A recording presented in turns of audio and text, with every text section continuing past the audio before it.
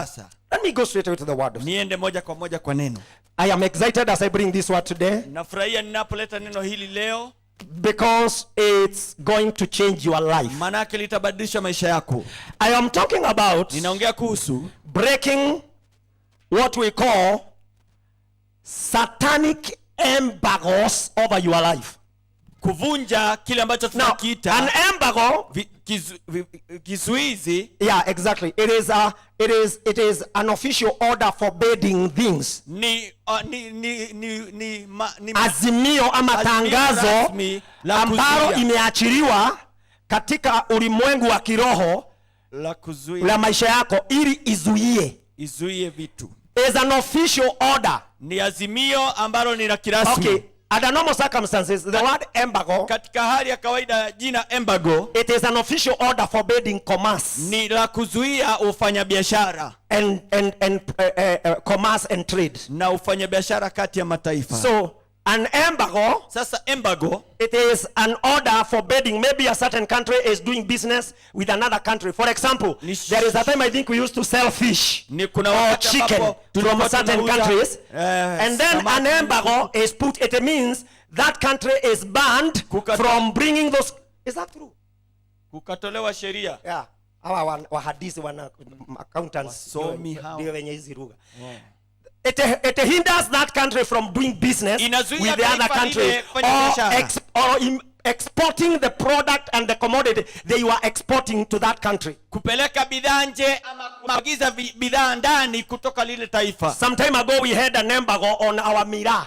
Tulikuwa na embargo kuhusu miraa yetu. And miraa was banned to be exported to Europe, I think in Britain. Wakazuia miraa kuuzwa Europe na Britain. And it had to take some government officials to go to that country Ilibidi watu kutoka serikali waende katika taifa lile and try understand why. na wajaribu kuelewa kwa nini. So that is an embargo. Sasa hicho ni kizuizi. It is an official order forbidding commerce and trade. Ni sheria kirasmi ambayo imezuia ufanyabiashara kati ya mataifa. Now somebody say, Holy Spirit, Holy Spirit, open my eyes, open my eyes, open my understanding, open my understanding. in Jesus' name. In Jesus' name. Amen. Amen. A satanic embargo Sasa kile kizuizi cha kishetani is a spiritual decree ni usemi ambao umetolewa katika ulimwengu wa roho that is supposed to hold your life wa kushikilia maisha yako against making spiritual progress, na kuzuia maisha yako yafanye kwa kufaulu kiroho, and it hinders you na inakuzuia from having progress, kuendelea mbele, from having breakthrough, kuwa na upenyo, from having victory, kuwa na ushindi, from any accomplishment kukamilisha jambo lolote and other activities. na mambo mengine yoyote. It is a decree Ni usemi ambao umetolewa that forbade certain people in certain families, in certain status of life. sheria ambayo imetolewa kuwazuia watu fulani katika familia fulani katika kiwango fulani cha maisha. For example, there are families Kwa mfano kunazo familia which are under certain satanic embargoes decrees, ambazo ziko chini ya kizuizi fulani cha kishetani, and it hinders girls from those families from getting na married. inazuia wasichana kutoka kwa ile familia kuolewa. It hinders family breakthrough. Inazuia kupenya kwa familia. Anybody that get married in that family, they must divorce with their Yeyote husband. ambaye anaolewa katika ile familia lazima atarikiane. It is a decree that hinder Ni usemi, sheria ambayo imezuia marital tenacity. kule kushikilia ndoa. There are others that are under financial difficulty, that anybody within that system, they operate under financial difficulty. Kuna wengine wamewekwa chini ya ugumu wa kifedha. Yeyote aliye katika ile familia ako chini ya zile nguvu za kumzuia Others, kifedha. they are connected to the failure. Wengine wameunganishwa katika kushindwa. Others, they attract early death. Wengine wanavutia vifo vya mapema. Nobody lives beyond 40 years. Hakuna anaishi zaidi ya miaka 40. Others, it is untimely deaths. Wengine ni vifo visivyo vya wakati. Others, it is miscarriages. Wengine ni kuavya mimba. issues, maswala, embargoes, vizuizi, strongholds ngome that has been put ambazo zimewekwa in your life, maishani mwako and they hinder. na zinazuia. No matter what you do, Haijalishi ni lipi unalolifanya, this thing is so heavy. jambo lili lina nguvu mno. It is a dark cloud Ni of wingu la giza la uovu, it becomes difficult to penetrate. ngumu sana kulipenya. Nobody becomes anything in that family. Hakuna mtu ambaye anafanyika chochote katika ile familia. Others, they are not able to go beyond form 4. Wengine hawawezi kumudu zaidi ya kidato cha 4. Nobody ever got a degree. Hakuna yote ambaye waipata shahada. Nobody ever got a master. Hakuna yote ambaye anaweza pata shahada ya Nobody ever master. drove a car. Ama yote ambaye amewahi endesha gari. There is a limitation spirit. Kuna roho ya kuzuia. And that is what we are calling satanic embargo. Na hiyo It is a decree. kizuizi cha kishetani. Now let me show you in the Bible. Ni kuonyesha katika Biblia. Now I want to do this very fast. I don't have time. Sina muda. Joshua chapter 6 verse number 26. Joshua 6 mstari wa 26. Please. Okay, 1 2 3 read with me. And Joshua adjured them at that time saying, Cast be the man before the Lord that rises up and buildeth this city Jericho. He shall lay the foundation thereof in his firstborn, and his youngest son she shall set up the gates of it. What has happened? Nini imefanyika? Joshua and the army of Israel have been trying to capture Jericho. Joshua na jeshi la Israeli wamejaribu kuuteka Yeriko. It had to call for Jesus himself to come as the man of war Lazima Yesu angeshuka mwenyewe kama shujaa wa vita. and lead the procession for the next 7 days Na elekeze msafara siku 7 on zilizofuata how to capture Jericho. za jinsi ya kuteka Yeriko. Before God appeared for them, they had really struggled. Kabla Mungu atokee kwao walikuwa It wameng'ang'ana was mno. impossible to take Jericho. Ilikuwa ni vigumu sana kuteka It was Yeriko. fortified with great walls. Ilikuwa imejengwa kuta maboma. It was impossible for anybody to capture. Haikuwa rahisi yote kuteka. And Joshua, contemplating the difficulty they went through, Joshua akifikiria mashida waliopitia, after they penetrated and God gave them great victory and the walls of Jericho came down, baada ya wao kupenya Mungu akawapa ushindi na kuta za Yeriko zikabomoka. Joshua, contemplating the difficulties that they had to undergo, the problems they encountered, Joshua akifikiria mashida ambayo lazima wangeliyapitia, he rose up and made some words akainuka akasema maneno haya before the hearing of every person. mbele ya umati. He said, Akasema, Hear ye me, Israel. nisikizeni enyi Israeli, Today I pronounce a curse leo nanena laana upon any man or any woman juu ya mtu yeyote ama who will ever dare to rise up yeyote atakayejaribu kuinuka to come and rebuild this city called Jericho. kujenga tena mji huu unaoitwa Yeriko. He will lay the foundation at the cost and the expense of his firstborn. Atajenga msingi wake kwa kupitia gharama ya mwanaye mzaliwa wa And kwanza. by the time he is putting the gate, his lastborn will be dead. Atakapokuwa akiweka marango, mzaliwa wa mwisho atakufa. That means by the time he is trying to build the city, the secondborn, the thirdborn, the fourthborn, the fifthborn,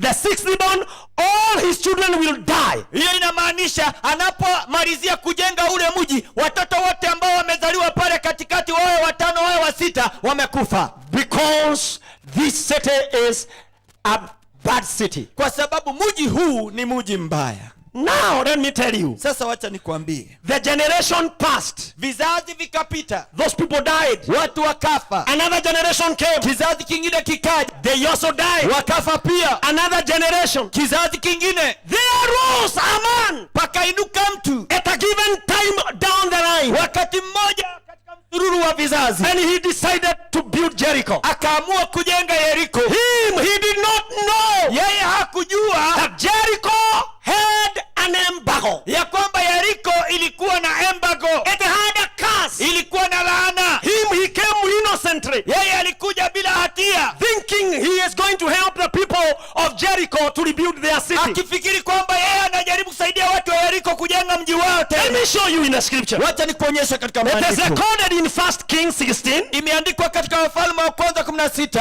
and verse 34. mstari wa 34. 1 Kings 16:34. Please, 16:34. everybody read with me. 1, 2, 3. In Ahab's time, Hiel of Bethel rebuilt Jericho. Now, Jericho was rebuilt, thank God. Yeriko ikajengwa tena, shukuru Mungu. But it is around many years from the time of Joshua. Lakini ni miaka mingi baada ya wakati wa Yoshua. And this man did not know, na jamaa huyu hakujua what has been over Jericho. yale ambayo alikuwa juu ya Yeriko. He never knew what he was getting himself into. Hakujua anaingia katika nini. He never knew he was getting into a territory that had a spiritual embargo. Hakujua kwamba anaingia katika eneo ambalo lilikuwa na kizuizi cha kishetani, that was going to fight him, ambacho kilikuwa kipigane na yeye. The moment he decided, I am going to do this. Mradi tu anapoamua kwamba nitatenda jambo hili. Now it is recorded. He read. Everybody read once again. In Ahab's time, Hiel of Bethel rebuilt Jericho. He laid its foundations at the cost of his firstborn son Abilam, and he set up its gates at the cost of his youngest son Zegab, in accordance with the word of the Lord spoken by Joshua the son of Nun. By the time this man called who? Hiel. By the time this man called who? Hiel. Hiel of Bethel. Hiel of Bethel.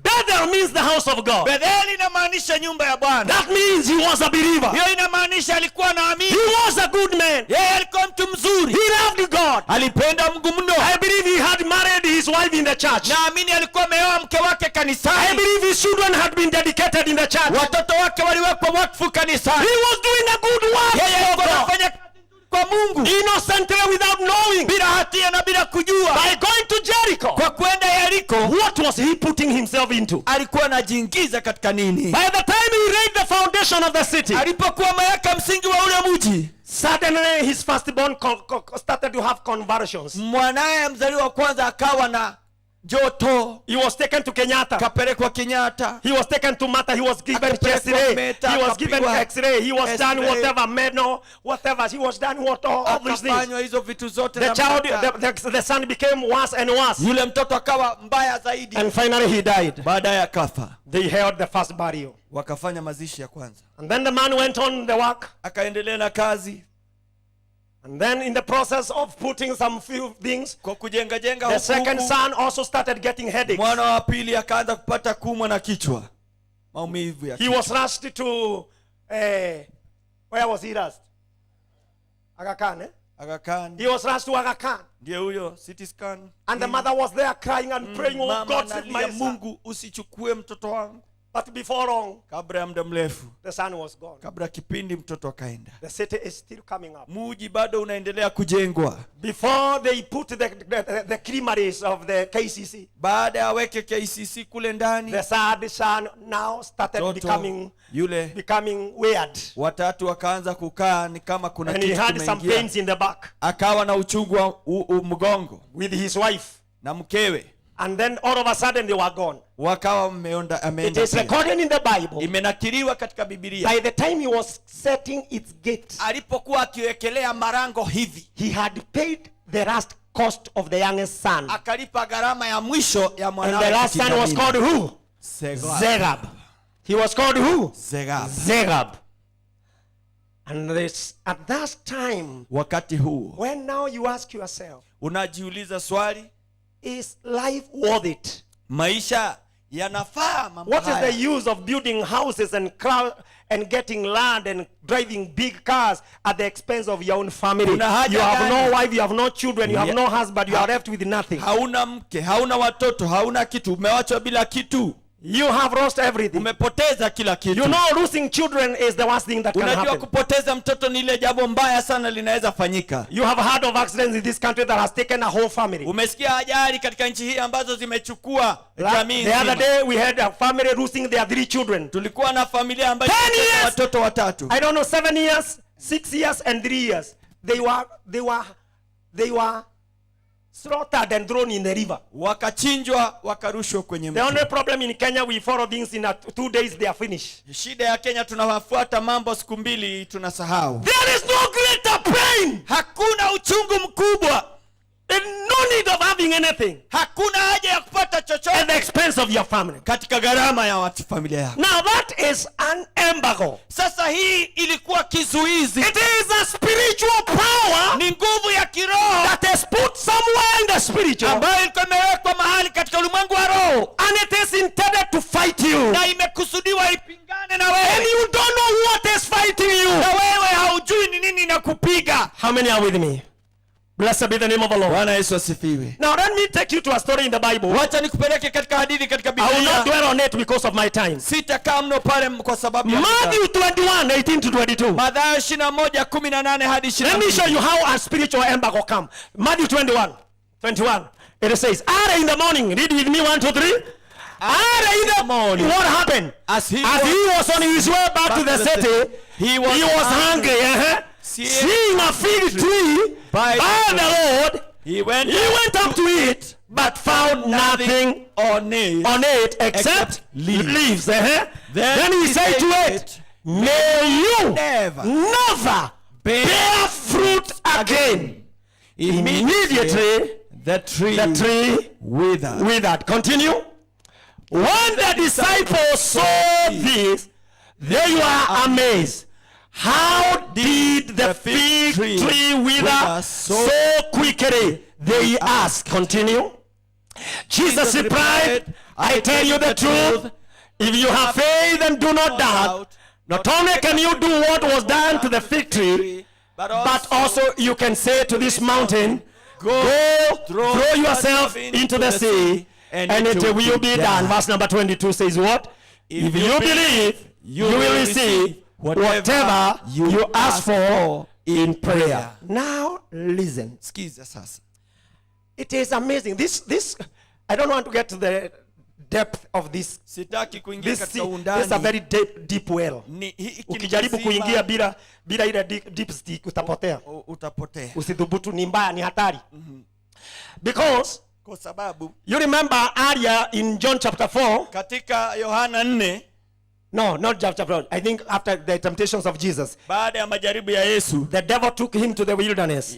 shetani akampeleka And he told jangwani. him, if you are the son of God, may you turn these stones to become bread. Akamwambia kama ni mwana wa Mungu badilisha mawe haya akawa And mkate. Jesus said, you Yesu cannot live on, akasema, man shall not live on bread alone, but on every word that comes from the muzzle. In other words, Jesus refused to be enticed because of hunger. Yesu akakataa kuvutiwa ama kutenda mambo kwa sababu ya njaa. But on this occasion, he is hungry. Lakini katika tukio hili yuko na njaa. And he goes to a fig tree, it has no fruit. Anaenda kwa mti huu wa mtini na hauna And he mitini. curses it. Na akaulaani. And he says, may nobody ever eat from you. Na akasema wacha yeyote asije akala kutoka How kwako. is it on all the earth that Jesus the Son of God would curse a tree because he is hungry and it has no food for him? Inakuwaje basi Yesu mwana wa Mungu analaani mti kwa sababu hauna chakula? How come on the first place he was told to take bread to become stones to become bread and he did it? Inakuwaje siku ya kwanza aliambiwa badilisha mawe yawe mkate? So that rules out the fact that he was hungry. Sasa hiyo inaondoa shaka ya kwamba So the idea is not hunger. si njaa. There is something else. Kuna kitu The kingine. other thing that is here is about faith. Jambo lingine ambalo liko hapa ni kuhusu imani. He is teaching his disciples about faith. Anafundisha wanafunzi wake kuhusu imani. What you agree and what you declare, Yale ambayo unakubaliana na unatangaza, it shall be done for you. itakutendeka. So what does he do? Anafanyaje? He tells a fig tree that has green leaves, Anaambia mtini ambao una majani mabichi, may no man eat from you hebu mwanadamu yote asile kutoka kwako for the rest of your life. kwa maisha yako yote. And the following day, Siku iliyofuata it is withered. ukawa umenyauka. Yet yesterday it was green. Jana ulikuwa kijani. It is true the disciples are running faith. Ni kweli wanafunzi wanajifunza imani, What you declare. yale unayotangaza. But I now want you to put yourself in the shoe of the fig tree and of the farmer who is farming the fig tree. Ningependa ujiweke katika kiatu cha ule mtini na mkulima ambaye alikuwa mwenye ule mtini. There is a decree Pana utangazo that has been declared in the spiritual realm ambalo limetangazwa katika ulimwengu wa roho, that makes this fig tree from that day it will never bear fruit. ambalo linafanya mtini huu kutoka siku hiyo hautazaa No matunda. matter how hard it is struggle, Hata kama unang'ang'ana vipi, it will never bear. haungelizaa In matunda. fact, it is withered. Ukanyauka. That means even if it tries to remove new leaves, Hata ukijaribu kuota matawi mapya they fall down. yanaanguka. yananyauka. Kajani tukakijaribu kutoa, Produces new branches. anang'ang'ana kutoa tawi, They fall down. linanyauka. Because there is a power that has been released in the spiritual realm and has made this tree a captive of those of that curse. Kwa sababu kuna nguvu ambazo zimeachiliwa katika ulimwengu wa roho, zimefanya mti huu ukawe mateka wa zile nguvu. What about the farmer who is the owner of this? Na ambaye ni mwenye mtini huu, He is struggling in life. yeye anang'ang'ana katika maisha. The man is disappointed. Jamaa amevunjika moyo. Whatever I do, it doesn't work. Chochote anachofanya, My fig trees, I removed it, I planted another fig tree. mitini yangu I don't know what is going on nikapanda mingine, with my fig tree farming. sijui ukulima wangu umeazoroka. There is a power he is fighting, Kuna nguvu anapigana nayo, and he does not na understand. yeye haelewi. Are you now getting the picture? Wewe umepata hiyo picha? How many are understanding now? Ngapi mnaelewa? They are called satanic, evil embargoes. Zinaitwa vizuizi viovu. Unfortunately, in both cases, they are pronounced by men of God. Katika In matukio haya fact, mawili ya in one of them is not wanaume, a man of God. It is Jesus himself. ni Yesu mwenyewe katika tukio moja ambaye alitangaza. Are you with me? Unami Spiritual embargoes. vizuizi vya kiroho They are spoken by people who have authority over your life. vinaneno na watu ambao wana mamlaka juu ya maisha Either your yako. father, your mother, your uncles, your Baba aunts, yako, people who have baba, authority. watu ambao walio na mamlaka. They are even spoken by men of God, Yeah. especially to some of us who have been moving from church to church to church to church. Yeah. There are places where curses are spoken instead of blessings. Yananenwa hasa pia na watumishi wa Mungu kwa wengine wetu ambao tumekuwa kuhamahama makanisa. Kuna mahali kuna neno laana. Are you hearing me? Unanisikia? Are you hearing me? Unanisikia? How many are hearing what we are trying to talk about? Hallelujah. Blessed be the name of the Lord. Bwana It sifiwe. is the year of divine Ni elevation. mwaka wa kuinuliwa kiungu. And we are in the month of June. Na tuko katika mwezi wa Juni. This is the first Sunday of the month of June. Hii ni Sunday ya kwanza ya mwezi wa Juni. Half of the year is gone. Nusu ya mwaka imepita. I came to say, Nilikuja kusema. and I came anointed by the Spirit of God. Nikaja nikiwa nimepakwa kwa I Roho wa came Mungu. to make a spiritual decree. Nikakuja kufanya tangazo I la came kiroho. to wage spiritual war. Nimekuja kupiga vita. I am anointed by the Spirit of the living Kwa God. Roho na mparo. I stand by the authority of the Holy Ghost. Nasimama kwa mamlaka ya Roho Mtakatifu. Any spiritual embargo Kila that kitu have been spoken over your life, ambacho kimenenwa juu ya maisha over yako, your family, juu ya familia yako, over your juu children, ya watoto wako, over your juu career, ya taaluma over yako, your juu business. ya biashara yako. Today, Leo as you hear my voice, sikia sauti yangu. I pronounce as a man of God, Tangaza kama mtumishi wa let Mungu. it be broken. Ujike. I commanded broken. I commanded broken. Wacha ivunjike. I commanded broken. Wacha ivunjike. I commanded broken. Wacha ivunjike. I enter the spiritual realm of your life. Naingia katika ulimwengu wa roho wa maisha yako. In fact, I go back a number of few generations behind you. Ninarudi nyuma vizazi kadhaa nyuma yako. And I am taking this thing from where it was conceived and where it was crafted and where it was incepted by whatever people where they were sitting. Nachukulia jambo hili kutoka nyuma, mahali lilipangiwa, mahali lilianzia, na watu wakalipanga wakiwa wameketi. Where they were sitting, be it in the bush, Wakiwa vichakani, be it in the fireplace, wakiwa mahali pa kuota moto, where they sat, mahali walipoketi, where they came with the idea, mahali walipozuka na hili wazo, before they pronounced the words, kabla wanene maneno hayo. and I pour the blood of Jesus right there. Na ninamwaga damu ya Yesu I hapo. pour the blood of Jesus right there. Ninamwaga damu ya Yesu hapo. I pour the blood of Jesus there. Na mimina damu ya Yesu hapo. And I command the ground Na ninatangaza hiyo ardhi to open its mouth ifungue kinywa, and swallow that curse iweze kumeza hiyo laana that was to follow you ambayo ilikuwa ikuandame, and follow your generation. iandame kizazi chako. And I bury it there. Na ninaizika pale, I bury it there ninazika pale by the Spirit of the living kwa God. Roho wa Mungu aliye hai. I enter the spiritual realm Ninaingia ulimwengu wa by the roho Spirit of the living kwa God. Roho wa Mungu aliye hai. And I arrest all the agents, Ninateka nyara those wote who are put waliowekwa as the ones in church kama wao wa kusimamia that order usemi ule and cause it to be executed na kufanya ile sheria itendezwe kazi from generation kutoka vizazi to generation. hadi vizazi. I arrest the monetary spirits Ninateka nyara maroho ya kuangalia who have been in charge ambao wamewekwa juu to execute that order kuweza kutekeleza lile sheria in your family katika familia yako, maisha yako, so that when you try to raise up, ili kwamba unapojaribu kuinuka you fall down. unaanguka.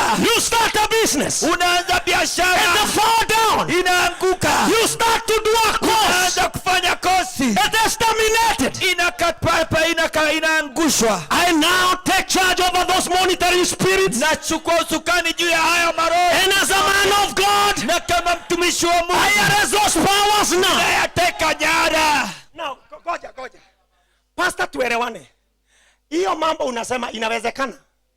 Let me take you to the Bible. Wacha nikurudishe katika Biblia. How do you break satanic embargo? Number one, Unavunjaje? is through connecting vizuizi with a prophetic mantle.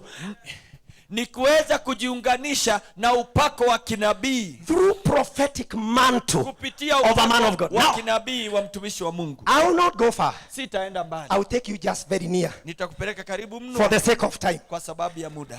Now, I know you know. Ninajua unajua. Genesis 49, Mwanzo 49 verse number 4. mstari wa 4. Give me.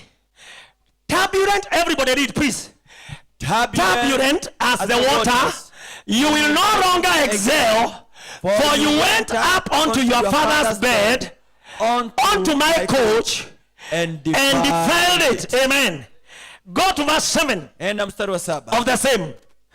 It says, cast be their anger. Who are these? It is Reuben and Levi. Ni Reuben na Cast be Levi. their anger so fierce, and their fury so cruel, I will scatter them in Jacob and disperse them in Israel. Now, many years later, Miaka mingi now this iliyopita. is a satanic embargo. Sasa hiki kilikuwa kizuizi. It is spoken by their father Jacob. Kimenenwa na baba yao Yakobo. Reuben, You shall never excel. hautafaulu. Your children shall never become anybody. Watoto wako hatafanyika You will chochote. end up nobody. Utamalizikia bure. Simon and Levi, Simeoni na Lewi, instruments of cruelty. nyinyi ni vyombo vya ukatili. You are anger, so Nyinyi cruel. hasira yenu ni kali. You will be scattered across Israel. Mutatawanyika Israelini yote. Later on there came a man of God Baadaye kukaja mtumishi wa Mungu called Moses. ambaye aliitwa Musa. And this is what Moses did. Na haya ndiyo Musa aliyotenda. Because he looked what was going on. Manake alitazama yaliyokuwa Other people yakitendeka. are happy, they are doing well. Watu wengine wanafurahia, These people wanaendelea. are struggling in life. Watu hao wanang'ang'ana And maisha. they realize there is this embargo. It's a curse. Akagundua kuna kizuizi hiki chini. What did he say? Exodus 33. Deuteronomy. Alisemaje? Deuteronomy 33. Kumbukumbu la Torati 33. Deuteronomy 33 verse number 6. Kumbukumbu la Torati 33. I'm saying Deuteronomy 36 verse 6. 1, 2, 3 everybody.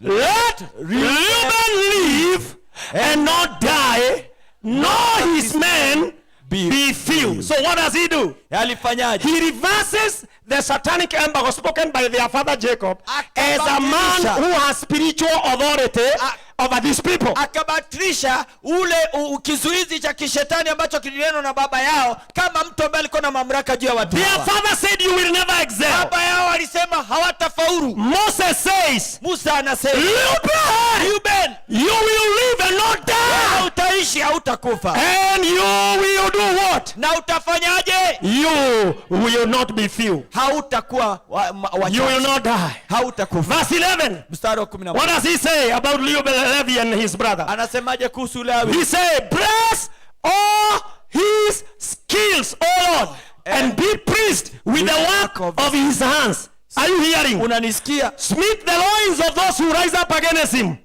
Amen. What did their father say? Baba yao alisemaje? You will be cast. You will scatter. You will be scattered. Mutatawanyika. And God raises a man many years in their generation. Miaka mingi katika kizazi. And he changes that embargo. That Anabadilisha bless kizuizi. all his skills. Bariki kazi zake. And I am standing on that same spiritual principle and truth. Ninasimama katika kanuni And as hii. a man of God over your life in this house, today I came anointed by the Holy Ghost. I heard him tell me, this is the first Sunday of the second half of the year 2017. And as you stand on that ground, you will stand under my anointing. And I will release my spirit upon you. And whatever you decree over the life of my people, so shall it be. So shall it be. Hivyo ndivyo itakavyokuwa. Where an embargo of sickness and disease and destruction was put over your life, today, na magonjwa kiliwekwa juu ya maisha yako. As a man of God, I cancel it in Jesus' name. As a man of God, I cancel it in Jesus' name. And I speak life upon your life. Where the curse of poverty was spoken over your life, that you hold money, the money will never help you. Whoever spoke it, be it your uncles, be it whoever, be it in whichever evil altar.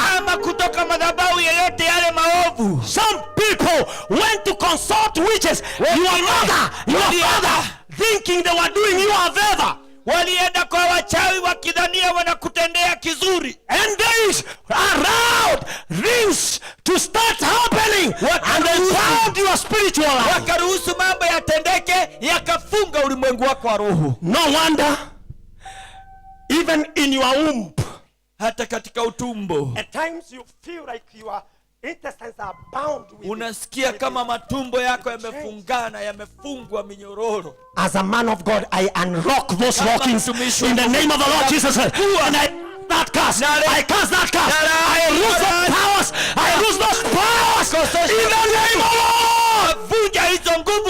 I speak blessings upon your children. I speak a blessing upon the work of your hands. May the Lord bless the work of your hands. And may he smite the loins of those who rise against you.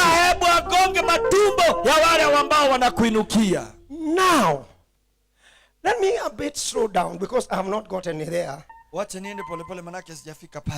How do you emancipate your life from this evil spiritual number? Number one, do this. Number one, please get me. Number one, what do you do is this. Know the battle you are fighting. Jua vita ambavyo unapigana. It is difficult to fight a battle you don't know. Ni ngumu kupigana vita ambavyo huvijui. Understand what you are dealing with. Elewa wewe unapigana na nini. Because all of us, we are dealing with different things at different time and at different levels. Na vitu tofauti katika maeneo tofauti. Some of you, wengine wenu, it is sickness, others it is poverty, others it is career, others it is children, others it is marriage, others it is sickness, others it is death and destruction. All these things. Others are spiritual stability. You never get spiritual stable. Many things. All these things. Others, you have never acquired a piece of land. Your father did not have a. You live the squatters all the days of your life. The other day we had the president talking to people who are living in a village in 1957. You tell me in 1957 people were in a village. How many generations are those? They are still in villages. Them and their children and their children's children. Those people, what they need is not a title deed. They need a spiritual power to go and break them in the power of the village and get out of that village in the name of the Lord Jesus Christ. They get out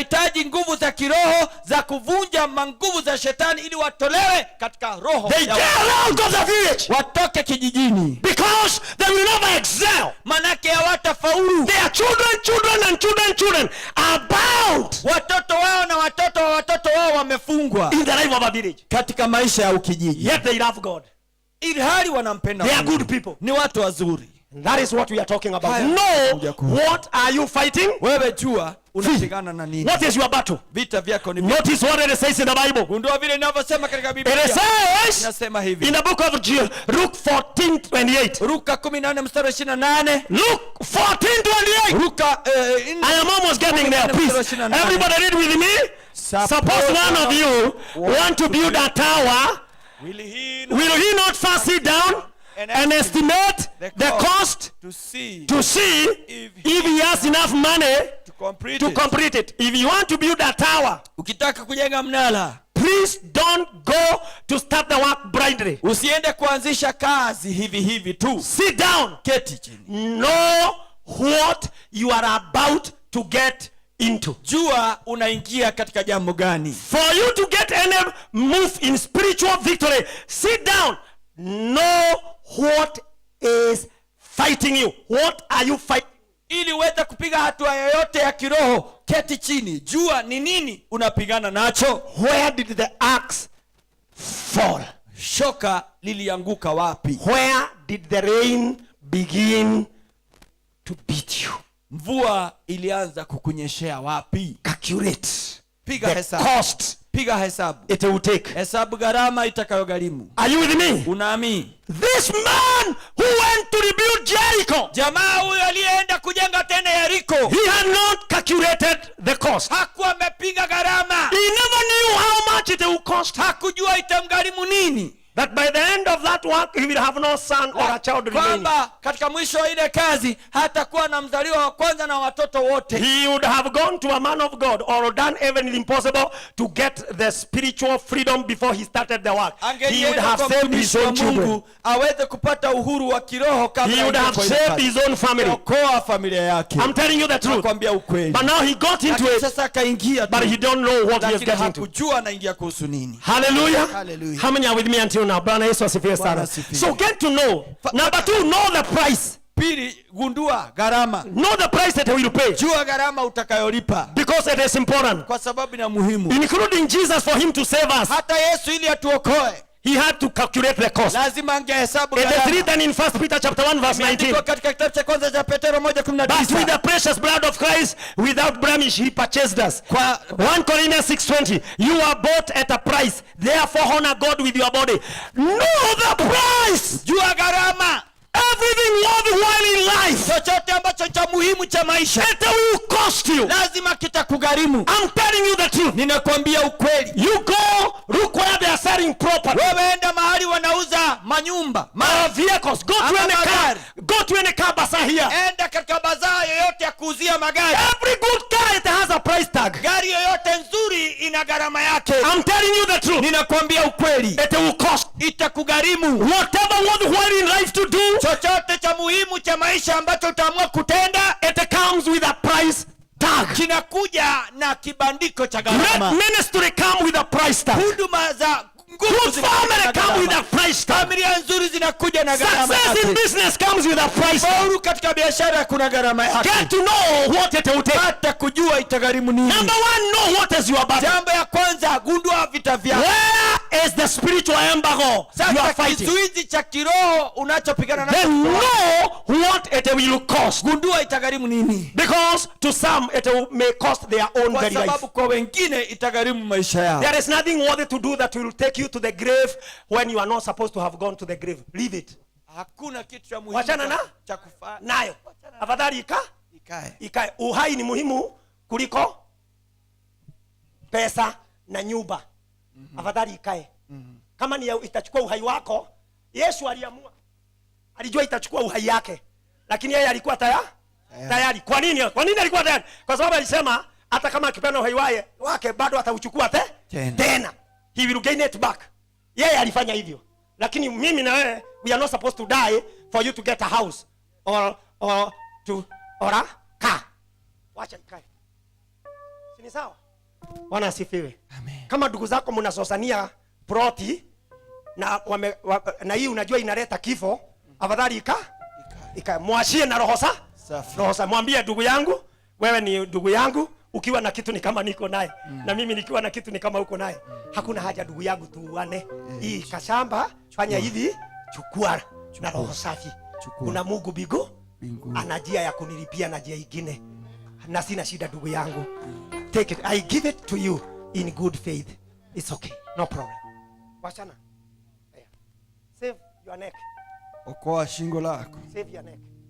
okoa uhai wako. Calculate the cost. Know the cost. Hesabu gharama. Is that okay? Is that good? Haya. Can you go to number 3? Number 3. Ya tatu. Number 3. Ya tatu. Number 3. Number 3 is this. Follow the Lord your God Wholeheartedly. Fuata Bwana Mungu wako na moyo wako wote. Follow the Lord your God Wholeheartedly. Fuata Bwana Mungu wako na moyo wako wote. because you are about to enter into a territory you have not been there before. This thing has taken generations and now you are about to break it. You got to follow the Lord. You got to follow the instructions of the Lord, just like Joshua following the instructions of how to capture Jericho. If he missed one single day, Kama one day, alikosea siku moja, it could have been over. ingekuwa imekwisha. Follow. Tell your neighbor. Fuata. Please speak to your neighbor. Tell them, please, my sister. Please, my sister. Tell them, please, my brother. Please, my sister. Make mind Make up your mind when you are dealing when you are dealing with the spiritual with embargoes spiritual embargo to follow the Lord your God to follow the Lord your God wholeheartedly. wholeheartedly. Tell them, follow your God Follow your God with all your heart with all your heart and don't stop and don't stop trusting in God. trusting in God. Tell them that is your key That is your key to your emancipation, to your to emancipation, your victory. to your victory. Amen? How many hear what I'm trying to say? Bwana asifiwe. Right there you have the key. Pale una funguo. Kila mlango inaenda kufunguka, utafuata Bwana. Yeye ndiye anaenda mbele yako, anafungua milango. Tangulia. Ako na master key. No one aliambia wana Israeli, nitawaongoza na nitafungua milango ya chuma, nitaondoa viambaza, nitaondoa vizuizi. Kazi yenu ni kunifuata mimi. Yes. Malaika wangu ameenda mbele zenu, Yes. atawaongoza na kisha atawaleta katika mahali ambapo ni tambarare, mahali ambapo mutakaa manyumba hamukujenga, mutakula misabibu hamukupanda, mutakunywa masibo hamukulimia, hakuna na nyuki zenye hazitawatwanga ndio mtoe asali. Asali ambayo kuweka mizinga. Misinga hamukuweka, nyuki zilijileta, asali ndio hiyo, na mkienda kuchukua asali hiyo nyuki Haitawadungi. haitawadunga. Follow the Lord wholeheartedly. Fuata Bwana na moyo wako wote. It requires faithfulness, Inadai Loyalty, uaminifu, kule kujitolea, commitment, kujitoa, devotion, ule kujitolea, sacrificing, dhabihu, being accountable, kuwa mtu wa kuaminika, trustworthy, mtu wa kuaminika, persistence. mtu wa kusisitiza, Be persistent. mtu wa kufuatilia. Wewe usiwe mtu wa kuanzia kitu unaacha. Acha. Hapana. Hana Fuata Mungu. kabisa. Fuata Mungu Fuata Mungu. kikamilifu. That means Hiyo you inamaanisha need to have a heart unahitaji kuwa na moyo that is devoted to God. ambao umejitolea kwa Mungu, A heart of faithfulness, moyo wa uaminifu, loyalty, moyo wa kuaminika, commitment, kujitolea, devotion, kule udhabiti wa kujitolea sacrifice, na dhabihu, being accountable, kuwa mtu wa kuwajibika, trustworthy, mtu wa kuaminika. follow his word. Fuata neno lake, That is how you will make it. hivyo ndivyo tafaulu. Hallelujah. Hallelujah. Be persistent. Kuwa mtu wa kufuatilia. Listen to this. Sikiza haya, Persistence breaks resistance. kule kusisitiza na kufuatilia kunavunja kizuizi. If you keep doing the right things in the right way every time, then soon you will become the product of the good things that you keep on doing. Ukiendelea kufanya mambo yanayofaa katika njia inayofaa mara tena na tena, utafanyika mazao. You will become a product of the things you persistently gave yourself to doing. Wewe utafanyika matukio ya yale mambo umejitolea kufanya kwa kurudia na kurudia yaliyo mazuri. They told me, Waliniambia hivi, if you want to get firewood, kama ungependa kuchanja kuni, then you get a big log of a tree. unapata boriti kubwa la mti, And you hit the log. wewe And the unagonga, axe bounces back. unagonga pale, shoka linaruka. Keep hitting the same Wewe place. endelea kugonga hapo hapo, Keep hitting the same place. hapo, Keep hitting the same place. usiondoke hapo, gonga hapo hapo. Now as you do that, Unapofanya hivyo, realize the levels of our embargo are different. wewe gundua kwamba viwango vya vizuizi vyetu ni tofauti, And I will explain very na fast. nitaelezea kwa haraka. In fact, I'm about to finish. Niko karibu You kumalizia, better pay attention. afadhali uwe makini. Now, Pastor Gikwa, Mchungaji Gikwa, I was the first person to get saved in my father's. mimi ndiye nilikuwa wa kwanza kuokoka katika nyumba. My father was not saved. Baba yangu hakuwa My ameokoka. mother was not saved. Mama hakuwa ameokoka. My father's other wives were never saved. He had Wake 3 wives. wengine wa baba yangu They were hawakuwa all drinkers. walikuwa They were walevi, brewers. walikuwa Wapiki na wakunywi. wagema wa kupika na wapiki, Walikuwa wapiki na wakunywi wa wapiki pombe. na wakunywi. And there was nothing about God. Hakuna kitu kilihusu Mungu pale. At again, my mother went to a religion. Wakati fulani mama Introduced akaingia us katika to dini, church. akatupeleka But I was kanisa, the first person to get saved. na mimi ndiye nilikuwa kwanza 3-4 years down the line, I had a call of God over my miaka life. mitatu minne baadaye In nikasikia the mwito. generations of my grandfather, nobody was a pastor. Katika vizazi vya babu yangu hakuna aliyekuwa mchungaji. Now my battles in fighting spiritual war Sasa, is higher. vita vyangu vya kiroho ni viko juu Somebody kuliko mtu whose grandfather was a pastor ambaye babu yake alikuwa and mchungaji his father was a pastor, na baba yake alikuwa mchungaji, and now he is becoming a na pastor. sasa anafanyika mchungaji. If Manasseh was to be a pastor today, Kama Manase angelifanyika mchungaji leo, he will have less battles to fight, atakuwa na vita vichache vya because kupigana, some of the battles he need to fight, as his father has already. manake baadhi ya vita ambavyo anafaa kupigana, mimi kama baba yake nimepigana, nimeshinda. When we talk of God of Abraham, Isaac and Jacob, Tunapoongea kuhusu Mungu wa Abrahamu, Isaka na Yakobo, you need to know that the battle of Jacob was less than the battle of Isaac, and the battle of Abraham was bigger than the battle of Isaac. wewe unahitaji uelewe ya kwamba vita vya Yakobo vilikuwa vichache kuliko vya Isaka, na vita vya Abrahamu vilikuwa vingi kuliko vya Isaka na Yakobo. Nobody in my father's house ever had a car. Hakuna yeyote katika nyumba yetu aliwahi kuwa na gari. I was the first one. Mimi ndiye nilikuwa wa kwanza. Hallelujah. Haleluya. My children, these ones, Watoto wangu hawa by the time they clear Form 4, wanapomaliza kidato cha 4, the first certificate they acquire is a driving license. cheti cha kwanza ambacho wanapokea ni cha kuendesha gari. What am I trying to say? Nasemaje? I'm trying to say Najaribu kusema that we are at different levels. tuko katika viwango tofauti. Amen. Amen. If you are trying to do the thing for the first time in your father's house, be ready for greater warfare.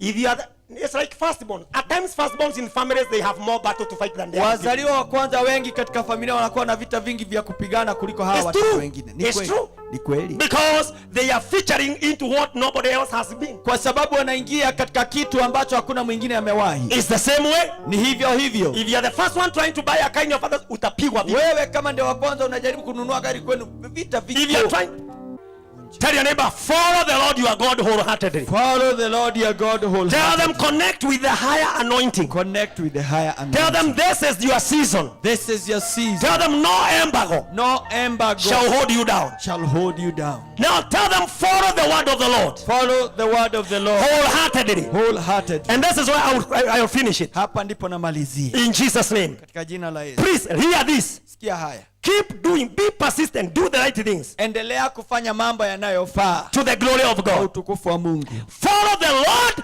your God wholeheartedly. Bwana Mungu wako kwa moyo wako wote. Hallelujah. Haleluya. Let me show you the Nikuonyeshe. importance of tithing.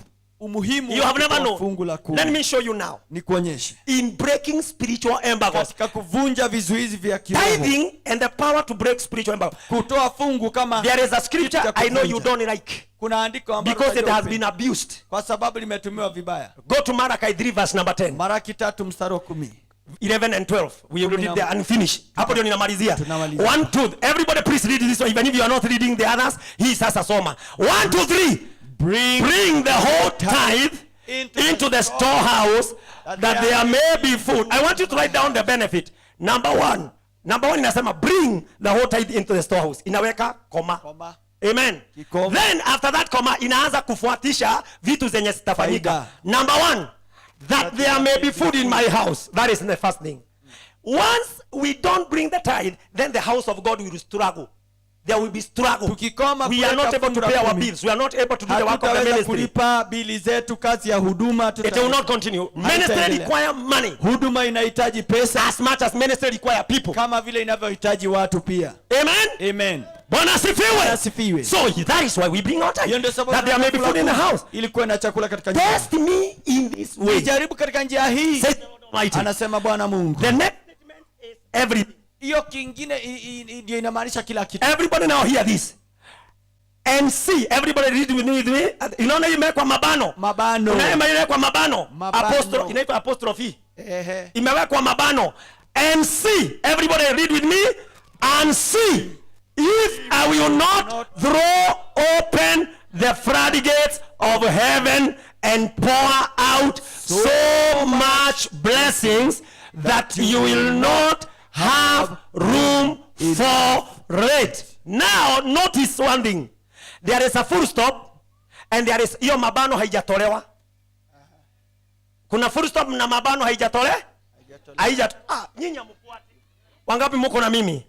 The first thing that tithing does, Jambo la kwanza fungu la 10 linafanya. number one, it is supply to the needs of the house. Once there is fullness and the needs of the house Baada ya kuwa na met, then mahitaji ya nyumba ya Bwana, it throws open the floodgates of heaven. Listen, inafungua marango ya mbinguni. I have said spiritual embargoes are a limitation in the spiritual realm. Nimesema vizuizi vya kiroho ni vizuizi katika ulimwengu wa kiroho. They are put by your enemies, by people who are more power than you. Na watu waliokuwa na mamlaka. So what the tithe does, everybody reason. Fungu la 10 kila mtu Shake somebody up. Tikisa mtu. Shake somebody, shake somebody. Tikisa, Shake them, shake, shake, shake, shake. Shake, shake, shake ni kusema tikisa yeye.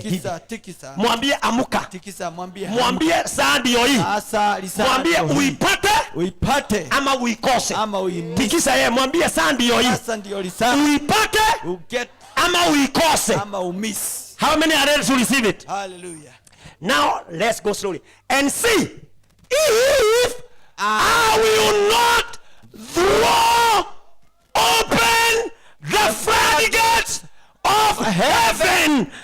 Number one, Jambo la kwanza, is fungu la 10 it throws open the floodgates of heaven linafunguanisha marango ya mbinguni ya that ukweli, are putting embargoes, ambaye yameweka vizuizi, powers of failure, nguvu za kushindwa, death, vifo, destruction, maangamizi, early death, vifo vya mapema, accidents, maajali, miscarriages, kuafya, destruction of your life. maangamizi ya maisha yako. And these are the embargoes Na we are hizi talking about. Vizuizi ambavyo tunaongea kuhusu. So the power in tithing, number one, it deals with that spiritual floodgates. the Nguvu ya door. fungu la 10 inashughulikia hizo marango.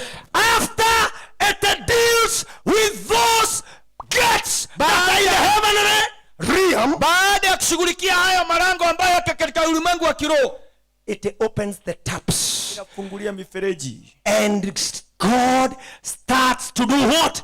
To pour out so much blessing that you do not have room. Enough to keep it. That is my portion. That is my portion. Lift up your hand with me. Say, I declare I declare by the Spirit of the living by God the Spirit of the and living, by the power of tithing, by the power of today, every spiritual embargo every spiritual embargo over my life over my life is broken. is broken. In Jesus' name. In Jesus' name. Say, every floodgate Every floodgate of heaven of heaven that has hindered that has hidden my flow, my flow, my abundance, my abundance is being opened is being opened now now. in the name of Jesus In the Christ. name of Jesus. Mnajua tapu inafunguliagwa namna gani? Zile Tapu inafunguagwa hivi. hivi. Ukienda clock, hebu fungua. kufungua. Anti-clockwise ndio kufungua. Na ni kubwa, ile kubwa. Ile kubwa. Zungusha hii. Kama ile ya pipeline. Kama ya pipeline. Bwana Yesu asifiwe. May your floodgates be open by the anointing of the Holy Ghost in this house today. In the name of the Lord Jesus Christ. May they be open. I say may they be open. Funguliwe In the name of the Lord Jesus. katika jina la Yesu. Somebody say yes, yes, yes. Yes, yes, yes. Somebody say yes, yes, yes. Yes, yes, yes. Say I receive I receive the opening the open of my floodgates of my floodgate. in Jesus' name. In Jesus. Amen and amen. Amen. Hapo ndipo floodgate zinapoanza kufunguka. Amen. Unaanzaga kutafutana na miradi yenye iko kwa nyumba ya Bwana. Unauliza pastor, unataka tufanye nini? Tufanyeje? I have this. I want to put 100,000 in this work. I want to invest 50,000 in the house of God. Bwana asifiwe. Amen. May that level be your level in Jesus' name. Yes, in Where Jesus. you will not struggle. You want to do things without kungangana. Bila kungangana. Bila Kungangana. kungangana. In Jesus' name. May your friend. I pray for you today. Nakuombea leo. Lakini haijaishia hapo. Go to verse 11. Let's finish this thing. Verse 11 nasema this. I will prevent pests from devouring your crops. That is benefit number 3. Number 4. The vines in your field will not cast their fruit. That is number 4 or number 5. Says the Lord Almighty. Go verse number 12. Verse 12 it says, then all the nations will call you blessed, for yours will be a delight to some land, says the Lord. Then, that's number 5. That's the benefit number 5. Your turn. Then, tell your neighbor then. Then. And only then. And only then. Then when? Then. After. Then. Sasa hiyo then inakuja as a result of whatever was ahead. Yes. Simple to say. It's not an adjective. That is an adjective. It describes the words that were there before as of what has happened there before. Okay. Don't worry. Usijali hiyo kizungu. Hiyo ni Kiswahili sana. Kizungu mingi. Kisungu mukuti. Then when? Hapo baada ya hapo. Then after number 10 and 11. Hapo ndipo baada ya nambari ya 10 na 11. After I have brought the tithes ya kuleta fungu. I have tested God in that way. Nimejaribu Mungu katika hayo. Then the doors in the spiritual that are hindering my blessing, my breakthrough, the doors of my fathers that put embargoes, they have been broken. They have been destroyed. Embargoes have been broken for me. Marango ya vizuizi ambavyo vimewekwa kutoka kwa vizazi imevunjwa, milango imefunguliwa. And the floodgates have started to be opened. Na marango ya utele wa mbinguni yamefunguliwa. And the devourer has been rebuked. Alaye amekemewa. And those ile pest yenye inakula matunda yenye inaanza kumea, inakula ile kero, ile maua yenye inachanua kabla ilete matunda inamwaga wadudu hao wote, wadudu wote. Hiyo yote inamalizwa. Na baridi na nini yenye It is removed. Inaondolewa. After sasa ishaondolewa sasa hiyo. Hapo. Bwana asifiwe. Hallelujah. Then Mungu anasababisha baraka zije, sina mahali pa kuziweka. Hapo ndipo. Then ndio inaanza hapo. All the nation will call you blessed. Tell your neighbor you are not blessed. You are not blessed Until people say you are blessed. until people say you are blessed. Mwambie hujabarikiwa Hujabarikiwa mpaka ndugu zako waseme umebarikiwa. Mwambie hujabarikiwa mpaka majirani waseme umebarikiwa. Mwambie hujabarikiwa mpaka watu walalamike. In fact wanalalamika, wanashindwa kulalamika, sasa wanasema oshio ni murathime. Sasa wanaona hawakuwezi. Sasa wanasema wanakubali. Wanasema tukubali iishe. Tumekubali aishe. Tukubali iishe. Huyo ndugu alibarikiwa. Na hatumwezi. Huyo hamwezi leta yeye chini. Mambo yake amebarikiwa. You will be blessed until the nation shall say that you are blessed. For yours will be a great sum, says the Lord Almighty. Do you receive that as your portion? Yes. Every embargo is hereby broken. Kila kizuizi sasa kimevunjwa. And that is where I finish. Na hapo ndipo namalizia. By making a spiritual decree. Kwa kufanya azimio la kiroho. And this one I make when you are standing. Na hili nalifanya ukisimama. Under this anointing. Chini ya upako huu. And as a man of God. Na kama mtumishi wa Mungu. As your spiritual leader. Kama kiongozi wenu wa kiroho. by the anointing of the Holy Ghost kwa upako wa Roho Mtakatifu and by the spiritual mandate na kwa jukumu la kiroho that nililopewa God gave me for this day. ambalo Mungu alinipa kwa siku ya leo, The first day of the month of June, siku ya kwanza ya mwezi wa Juni, the half of the remaining part of the year. nusu ya sehemu iliyosalia ya mwaka. I now prophesy and declare as a man of God, Tangaza na kuazimia kama mtumishi wa Mungu, every spiritual embargo that has been hindering your success Kila is kizuizi hereby broken cha in Jesus' kiroho name. ambacho kimezuia kufaulu kwako kimevunjwa sasa katika jina la I revert every power that was working against you. Ninabatilisha kila nguvu iliyokuwa ikitenda kazi kinyume na wewe. I arrest every power that have been fighting you. Ninateka nyara kila nguvu ambazo zimekuwa zikikupiga. Every power that has hindered your victory. Kila nguvu ambayo imezuia ushindi wako. Whatever was fighting you from your father's house. Chochote ambacho kimekuwa kipigana na wewe kutoka kwa nyumba ya baba yako. Whatever was threatening your life. Chochote ambacho kimekuwa kikitisha maisha yako. Whatever was threatening your finances and your business. Ambacho kimetisha fedha zako, biashara yako. Whatever has meant you to spend money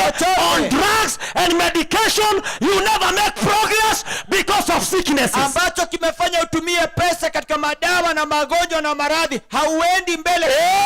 This limitation is hereby broken in the name of Jesus. Kila kizuizi sasa kimevunjwa katika. May you do what you could not have done. Hebu kafanya yale haungeliweza kufanya. May your investment bring fruit to the glory of God. Wekezaji wako ulazarishe matunda kwa utukufu wa Mungu. May you gain where you lost in the name of the Lord Jesus. Mahali ulipata hasara. May you do what has never been done in your father's family, in your father's lineage, among your brothers, among your sisters. May you get the power to break through. May you get a breakthrough. May you get a breakthrough. May you get a breakthrough. I say may you get a breakthrough in the name of Jesus Christ. Hata upenyo wa kufanya yale ambayo hajaifanywa katika nyumba ya baba yako katika jina la Yesu. May you receive that accomplishment. Pokea kukamilisha huko kwa haya mambo. No more delay in Jesus name. Hakuna kukawia tena. No more side tracking in Jesus name. Hakuna kuondoshwa katika lengo tena. No more disfavor in Jesus name. Hakuna kutokuwa na kibali tena. By the anointing upon my life, kwa upako ulio juu ya maisha yangu, anything that disfavored you, I declare this blessing shall prevail over them in Jesus name. Chochote ambacho kilikunyima kibali, natangaza baraka hizi zitashinda juu ya kicho. May every spiritual embargo now be broken. Be broken. Be broken. In the name of the Lord Jesus. Katika jina la your freedom. Receive your victory. Receive your breakthrough. I say receive your victory. Receive your freedom. Receive your breakthrough. In Jesus' mighty name. So shall it be. In Jesus' name I pray. In Jesus' name I pray. If you believe it, shout amen. Hallelujah. Give Jesus a clap offering. Amen.